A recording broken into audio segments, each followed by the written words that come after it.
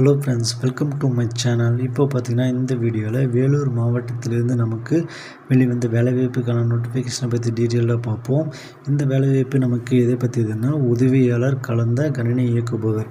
இந்த வேலைவாய்ப்பு நமக்கு எதன் கீழே வந்து அறிவிச்சிருக்காங்கன்னா, வேலூர் மாவட்டத்தில் இயங்கி வரும் இளைஞர் நீதி குழுமத்திற்கு தற்காலிக தொகுப்பூதியத்தின் அடிப்படையில் ஒரு உதவியாளர் கலந்த கணினி இயக்குபவர் பதவிக்கு வேலூர் மாவட்டத்தை எல்லைக்குட்பட்ட தகுதியான நபரை வந்து வரவேற்கிறோம் அப்படின்னு வந்து சொல்லியிருக்காங்க. இந்த வேலைவாய்ப்புக்கு பார்த்திங்கன்னா வேலூர் மாவட்டத்தை சேர்ந்தவங்க மட்டும் தான் அப்ளை பண்ண முடியும்.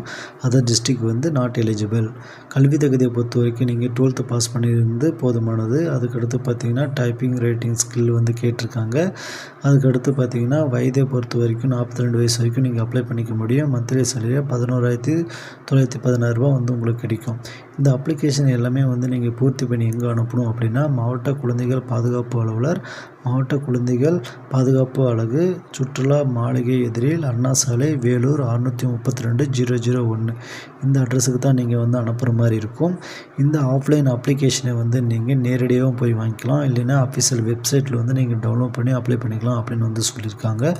முழுமையாக பூர்த்தி செய்யப்படாத விண்ணப்பங்கள், அஞ்சல் தாமதம் மற்றும் உரிய சான்றிதழ்கள் இணைப்படாத விண்ணப்பங்கள் வந்து நிராகரிக்கப்படும் அப்படின்னு வந்து சொல்லியிருக்காங்க. ஸோ நீங்கள் அனைத்து டாக்குமெண்ட்ஸையும் வந்து கரெக்டாக இணைச்சி அப்ளை பண்ண பாருங்கள். அதுக்கடுத்து பார்த்திங்கன்னா அப்ளிகேஷன் ஃபார்மேட் வந்து நமக்கு இந்த மாதிரி தான் இருக்கும். அதில் வந்து உங்களுடைய ரீசன்ட் பாஸ்போர்ட் சைஸ் ஃபோட்டோ வந்து பேஸ்ட் பண்ணிக்கோங்க. இதில் பார்த்திங்கன்னா நீங்கள் என்ன வேலைக்கு அப்ளை பண்ண போகிறீங்க அப்படின்றது வந்து பிரிண்ட் ஆகிருக்கு. அதாவது உதவியாளர் கலந்த கணினி இயக்குபவர்.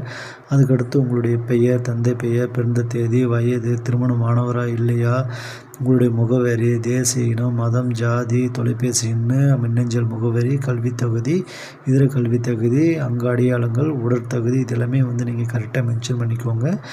உடற்தகுதி பார்த்திங்கன்னா உயரம், மார்பளவு எல்லாமே வந்து சென்டிமீட்டரில் கேட்டிருக்காங்க. அதெல்லாமே கரெக்டாக கொடுத்துக்கோங்க. அதுக்கடுத்து பார்த்திங்கன்னா உங்களுக்கு முன் அனுபவம் இருந்தால் அதுக்கான டீட்டெயில்ஸ் எல்லாமே கேட்டிருக்காங்க.